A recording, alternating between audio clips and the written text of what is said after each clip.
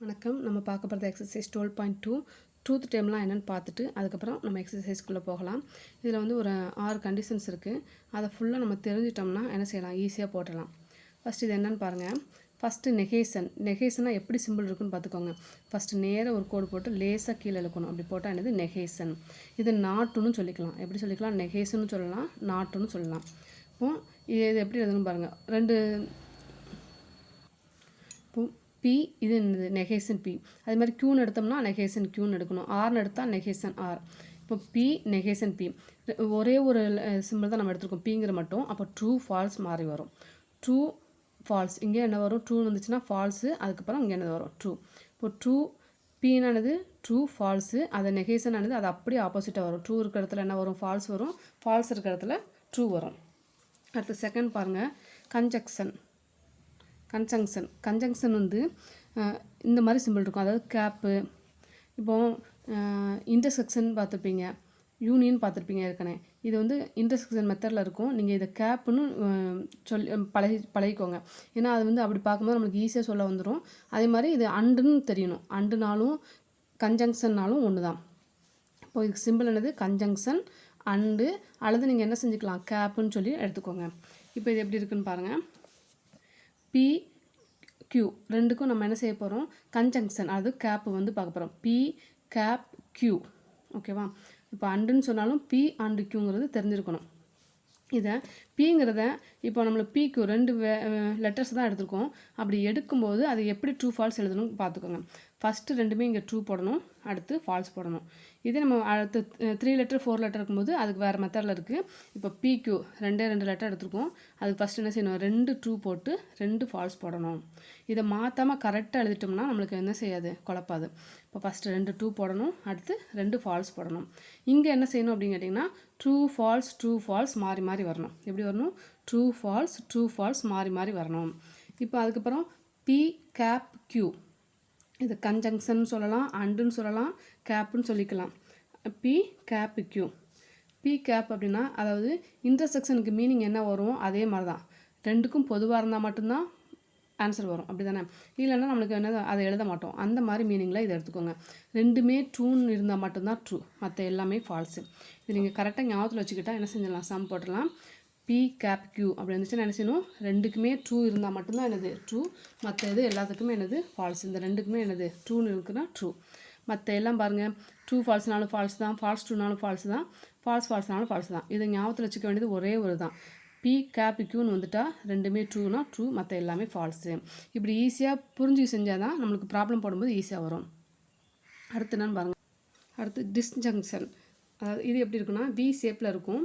இதை நம்ம என்ன செஞ்சுக்கலாம், கப்புன்னு கூட மீன் பண்ணிக்கலாம். கப்புங்கிற மாதிரி ஞாபகத்தில் வச்சுக்கலாம். கப்பு, டிஸ்ஜங்ஷன், ஆர்னாலும் டிஸ்ஜங்ஷன்னாலும் என்னது ஒன்று தான்.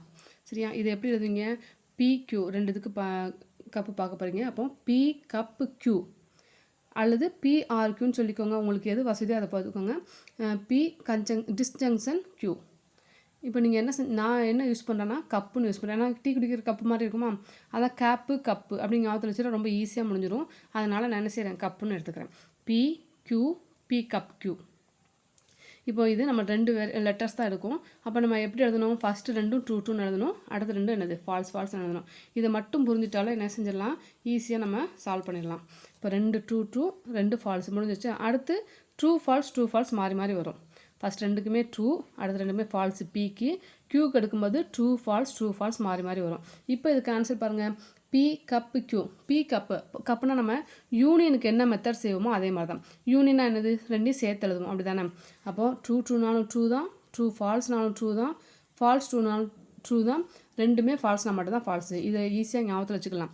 பி கப்பு கியூனானது ரெண்டுமே ஃபால்ஸ்னால் மட்டும் ஃபால்ஸு, மற்ற எல்லாமே ட்ரூ தான். யூனியன் மெத்தடில் நல்லா ஞாபகத்தில் வச்சுக்கோங்க, சேர்த்து எழுதுவோம். அப்போ மற்ற எல்லாமே என்ன வரும், ட்ரூன்னு வந்துடும். ஃபால்ஸ் இருக்கும்போது மட்டும்தான் ஃபால்ஸ்ன்னு வரும். நெக்ஸ்ட்டு அடுத்து என்ன பாருங்கள், P implies Q. P implies கியூனா அதை எப்படி எழுதணும் பாருங்கள். பி கியூ ரெண்டு இது எடுத்துருக்கோம். இதுக்கு பி இம்ப்ளைஸ் கியூ. இப்போ 3 லெட்டர் 4 லெட்டர் கொடுத்தாலும் இதே மெத்தட் தான். ட்ரூனா ட்ரூ அந்த மாதிரி தான் வரும். சரி. அப்போ P Q, P implies Q. இம்ப்ளைஸ்னால் என்னன்னு பாருங்கள், அதாவது ட்ரூலேருந்து ட்ரூக்கு போச்சுன்னா ட்ரூவில் முடிஞ்சிச்சுன்னா அதுக்கு ட்ரூன்னு வரும். இப்போ ட்ரூலேருந்து ட்ரூக்கு போகுது.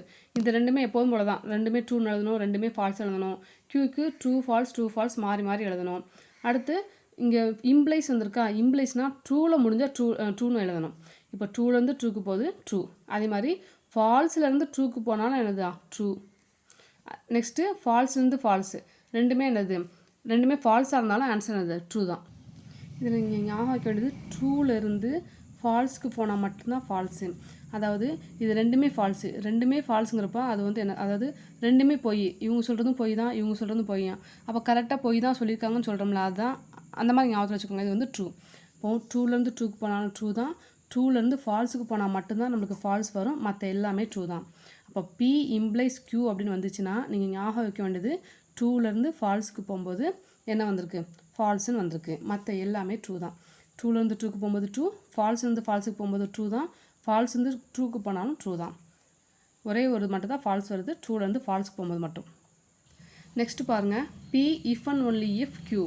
இது எப்படி சொல்லணும்னா PQ ரெண்டு இது எடுத்துருக்கோம். எப்போதும் போல் Pனா என்ன எழுதுவீங்க, ரெண்டு ட்ரூ ஃபஸ்ட்டு எழுதுவீங்க, அடுத்து ரெண்டு ஃபால்ஸ் எழுதுவீங்க. Qனா ட்ரூ ஃபால்ஸ் மாறி மாறி எழுதுவோம். P if and only if Q அப்படின்னா ரெண்டுமே ட்ரூனா ட்ரூ வரும், அதே மாதிரி ரெண்டுமே ஃபால்ஸ்னால் ஃபால்ஸ் ட்ரூ வரும். ஞாபகத்தில் வச்சுக்கோங்க, ரெண்டுமே ட்ரூனா ட்ரூன்னு எழுதணும், ரெண்டுமே ஃபால்ஸ்னாலும் ட்ரூன்னு எழுதணும். மாறி மாறி வர்றதுக்குலாம் என்ன செய்யணும், F. ரெண்டுமே ட்ரூனா ட்ரூ, ரெண்டுமே ஃபால்ஸ்னாலும் ட்ரூ, மாறி மாறி வர்றதுக்கு ஃபால்ஸ்ன்னு போட்டுக்கோங்க. புரியும் நினைக்கிறேன். ட்ரூலேருந்து ட்ரூக்கு போனாலும் ட்ரூ தான், ஃபால்ஸ்லேருந்து ஃபால்ஸுக்கு போனாலும் ட்ரூ தான், மாறி மாறி போச்சுன்னா என்னது ஃபால்ஸு. நெக்ஸ்ட்டு பாருங்கள், இப்போ நம்ம P if and only Q பார்த்தோம், அதுக்கு அப்படியே ஆப்போசிட்டாக என்ன வரும், P கப் பார் Qன்னு வரும். அதாவது இங்கே நம்ம என்ன பார்த்தோம்னா P இஃப் அண்ட் ஒன்லி Qக்கு ரெண்டுமே ட்ரூனா ட்ரூன்னு போட்டோம், ரெண்டுமே ஃபால்ஸ்னா ட்ரூ போட்டோம். இது அப்படியே ஆப்போசிட்டாக வரும். எதுக்கு வரும், P கப் பார் Qக்கு. PQ எடுத்துட்டோம். Pனா என்ன எழுதுவீங்க, ரெண்டு ட்ரூ ரெண்டு ஃபால்ஸ் எழுதுவீங்க. Qனா என்ன எழுதுவீங்க, ட்ரூ ஃபால்ஸ் மாறி மாறி எழுதுவோம். P கப் பார் Q. இப்போது நீங்கள் போன கொஸ்டினுக்கு இம்ப்ளைஸ்க்கு இஃப் அண்ட் ஒன்லிக்கு என்ன போட்டிங்க, ரெண்டுமே ட்ரூனா ட்ரூன்னு போட்டிங்க, அது வந்து இங்கே அப்படியே மாறி ஃபால்ஸாக மாறும். ரெண்டுமே ஃபால்ஸ்னாலும் ட்ரூ போட்டிங்க, இங்கே அப்படியே என்ன செய்யணும், மாறி ஃபால்ஸ்னு வந்துடும். இங்கே பாருங்கள், போன கொஸ்டினுக்கு இதுக்கும் ட்ரூனா இங்கே என்ன செஞ்சுருந்தோம், ட்ரூன்னு போட்டோம், ஃபால்ஸ்னாலும் ட்ரூ போட்டோம், மற்ற ரெண்டுக்கும் என்ன செஞ்சுருக்கோம், ஃபால்ஸ்னு போட்டோம். இதை அப்படி மாற்றி எழுதிக்க வேண்டியதான். ரெண்டுமே ட்ரூனா ஃபால்ஸு, ரெண்டுமே ஃபால்ஸ்னாலும் ஃபால்ஸு, மாறி மாறி வர்றதுக்கு ட்ரூன்னு போட்டுக்கோங்க. மறந்துடாங்க, ட்ரூ ஃபால்ஸ் வந்து ட்ரூ போகும், ஃபால்ஸு ட்ரூலேருந்து ட்ரூ போகும், மற்ற ரெண்டுக்குமே என்னது ட்ரூக்கும் ஃபால்ஸு தான், ஃபால்ஸுக்கும் ட்ரூ தான். ஈஸியாக மெமரி பண்ணி ஞாபகத்தில் வச்சுக்கோங்க. ஈஸியான மெத்தடாக தான் இருக்குது. இப்போ நெக்ஸ்ட் வந்து எக்ஸசைஸ் ப்ராப்ளம் வந்து போகலாம். இப்போ நம்ம எக்ஸசைஸ் 12.2ல் 11th கொஸ்டின் பார்க்க போகிறோம். அந்த இப்போ இது வரைக்கும் நம்ம என்ன ப்ராப்பர்ட்டிலாம் பார்த்தோமோ அதெல்லாம் யூஸ் பண்ண போகிறோம். இப்போ இங்கே என்ன கொடுத்துருக்காங்க, so that negation P if and only Q. அதாவது நெகேஷன் வந்து எதுக்கு, P இஃப் அண்ட் ஒன்லி Qக்கு சேர்த்து தான் ப்ராக்கெட் போட்டு என்ன செஞ்சுருக்காங்க, நெகேஷன் போட்டிருக்காங்க.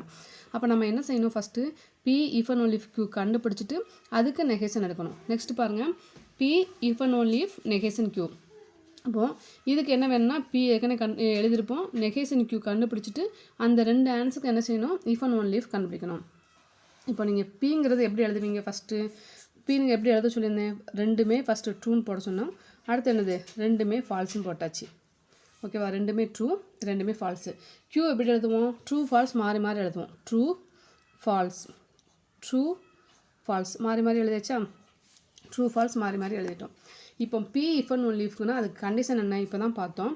P இஃப் அண்ட் ஒன்லி இஃப்னா ரெண்டுமே ட்ரூனா ட்ரூ, அதே மாதிரி ரெண்டுமே ஃபால்ஸ்னால் என்ன வரும், ட்ரூ. புரியுதுல்ல, P if and only Q அப்படின்னா ரெண்டுமே ட்ரூனாலும் ட்ரூ வரும், ரெண்டுமே ஃபால்ஸ்னால் ட்ரூ வரும், மற்ற எல்லாத்துக்குமே என்ன தான் வரும், ஃபால்ஸ். அப்போ அதை வச்சு என்ன செஞ்சுக்கலாம், ஃபால்ஸ்னு போட்டுக்கலாம். நெக்ஸ்ட்டு பாருங்கள், negation P if and only Q. இப்போ நம்ம P if and only Q கண்டுபிடிச்சிருக்கோம், இதுக்கு நெகேஷன் எடுக்கணும். நெகேஷன் என்னது, ட்ரூனா ஃபால்ஸ்னு எழுதுவோம், ஃபால்ஸ்னா ட்ரூன்னு எழுதுவோம். இங்கே ட்ரூன்னு இருக்குது, அப்போ என்ன செய்வோம், ஃபால்ஸு. இங்கே ஃபால்ஸ்ன்னு இருக்குது, அப்போ ட்ரூன்னு எழுதுவோம், ஃபால்ஸ்ன்னு இருக்குது, என்ன செய்வோம், ட்ரூன்னு எழுதுவோம், ட்ரூன்னு இருந்துச்சுன்னா என்னது, ஃபால்ஸ்ன்னு எழுதுவோம். ஓகேவா, நெகேஷன் என்னது அதுக்கு ஆப்போசிட்டாக வருது. இப்போ நெகேஷன் Pனா Pயை நெகேஷன் எழுதணும். ஃபஸ்ட்டு என்னது, நம்மளுக்கு ரெண்டுமே ட்ரூ இருக்குது, அப்போ ரெண்டுமே நெகேஷன் எழுதுவீங்க, ஃபால்ஸு. கவனிங்க, இங்கே வந்து P இஃப் அண்ட் ஒன்லி